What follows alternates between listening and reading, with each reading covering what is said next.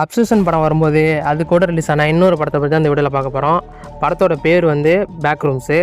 இன்டர்நெட்டில் வைரலான ஒரு கான்செப்டை வச்சு வந்திருக்கிற ஒரு சைக்கலாஜிக்கல் ஹாரர் படம் தான் இது.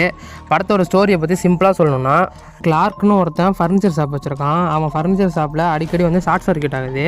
ஸோ அதனால் வந்து கரண்ட் ஏன் அப்படி ஆகுது அப்படின்னு செக் பண்ணுறதுக்காக அவன் கடையில் இருக்கிற பிரேக்கர் பாக்ஸ் கிட்ட போகிறான். அங்கே போகும்போது அந்த பிரேக்கர் பாக்ஸ் பக்கத்தில் வாலில் வந்து ஒரு வெளிச்சம் மாதிரி ஒரு பிளிங்க் ஆகுது.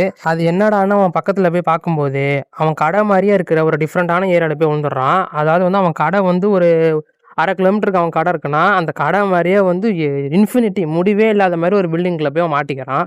அதுக்கப்புறம் என்னாச்சு அப்படிங்கிறத இந்த படத்தோட கதை. இந்த படத்தில் ஸ்டார்டிங்லேருந்து முடிகிற வரைக்குமே நம்ம ஒரு டென்ஷன்லேயே வச்சுருக்காங்க. அதுக்கேற்ற மாதிரி பேக்ரவுண்ட் ஸ்கோரும் சூப்பராக போட்டிருக்காங்க.